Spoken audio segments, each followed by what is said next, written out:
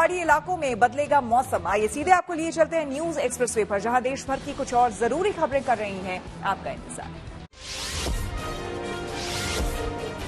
प्रधानमंत्री नरेंद्र मोदी ने उत्तर भारत में चुनाव प्रचार किया। सबसे पहले वो सुबह जम्मू कश्मीर के उधमपुर पहुंचे, जहां उन्होंने एक जनसभा को संबोधित किया। इसके बाद दोपहर में प्रधानमंत्री ने राजस्थान के बाड़मेर में अपनी पार्टी के पक्ष में वोट मांगे। बाड़मेर के अलावा पीएम ने दौसा में एक रोड शो भी निकाला, जहां काफी भीड़ देखने को मिली। कांग्रेस के मैनिफेस्टो में तो बंटवारे की, गुनहगार मुस्लिम लीग की छाप नजर आती है। दिल्ली शराब नीति मामले में गिरफ्तार की कविता को राउजेवनी कोर्ट ने 15 अप्रैल तक सीबीआई की हिरासत में भेज दिया। कविता तेलंगाना के पूर्व मुख्यमंत्री के चंद्रशेखर राव की बेटी हैं। इन्हें ईडी की टीम ने पिछले महीने ही हैदराबाद में उनके घर से गिरफ्तार किया था। क्वेश्चंस पूछेंगे, फ्यूटाइल एक्सरसाइज है, सीबीआई जो पूछ रही है वो गलत है। रक्षा क्षेत्र में आत्मनिर्भर भारत अभियान और वायुसेना के लिए गुड न्यूज आई।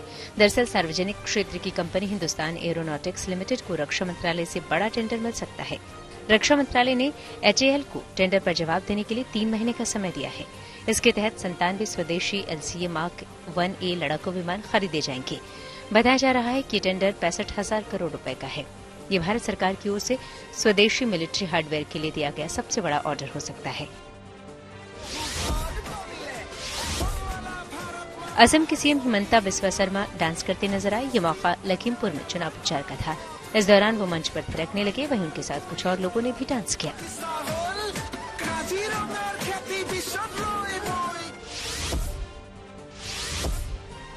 उत्तर भारत के पहाड़ी इलाकों में मौसम बदल सकता है। मौसम विभाग का अनुमान है कि 1 से 2 दिनों में जम्मू कश्मीर और हिमाचल में भारी बारिश के साथ तेज हवाएं चलेंगी। इसके अलावा ओले भी गिरने की संभावना है। इसका असर मैदानी इलाकों में भी दिख सकता है। वहीं मौसम विभाग का कहना है कि अप्रैल महीने में दिल्ली एनसीआर में फिलहाल हीट वेव चलने की कोई आशंका नहीं है। इसके पीछे वेस्टर्न डिस्टर्बेंस बड़ी वजह है कि एक के बाद एक पश्चिम विक्षोभ पास कर रही है, जिसके चलते आपका 1 या 2 दिन अगर साफ आसमान मिलते, टेम्परेचर थोड़ा बढ़ जाता है, दोबारा बादल आने से मैक्सिमम टेम्परेचर्स घट जाते हैं। अभी भी अगर आप देखते हैं तो एक बहुत एक्टिव पश्चिम विक्षोभ हमारे नॉर्थ ईस्ट इंडिया की तरफ आ रहे हैं। यूपी की मिर्जापुर लोकसभा सीट से समाजवादी पार्टी के प्रत्याशी अलग अंदाज में दिखाई दिए। दरअसल वो फसल काटते नजर आए। एसपी प्रत्याशी राजेंद्र एस बिंद चुनाव प्रचार के लिए खेत के पास से गुजर रहे थे। इसी दौरान वो खेत में गए और गेहूं की फसल काटनी शुरू कर दी। इजरायल और ईरान की यात्रा के लिए भारत की ट्रैवल एडवाइजरी। आइए सीधे आपको लिए चलते हैं न्यूज एक्सप्रेसवे पर, जहां पर देश और दुनिया की कुछ और जरूरी खबरें कर रही हैं आपका इंतजार। सूत्रों के हवाले से खबर है कि बीजेपी 14 अप्रैल यानी रविवार को अपना चुनावी घोषणा पत्र जारी कर सकती है। कहा जा रहा है कि मैनिफेस्टो को लेकर लगभग काम पूरा हो चुका है। अब पार्टी लोकसभा चुनाव के लिए अपना विजन रखने की तैयारी में है।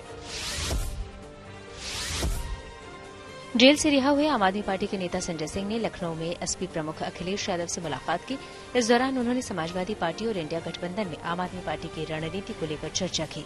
इस मुलाकात के बाद दोनों नेताओं ने कहा कि यह चुनाव संविधान बचाने की लड़ाई है। राजस्थान के जयपुर में कांग्रेस प्रत्याशी का गदा के साथ एक वीडियो वायरल हो गया। इतना ही नहीं, प्रताप सिंह खाचरियावास चुनाव प्रचार के दौरान मंच पर श्रीराम के भजन पर डांस करते भी दिखाई दिए। इसी मंच पर एक कलाकार ने हनुमान जी जैसा रूप धारण किया हुआ था। इजरायल ने फिर आशंका जताई कि ईरान उस पर हमला कर सकता है। साथ ही इजरायल ने इस चुनौती से निपटने के लिए तैयारी करने का भी ऐलान किया।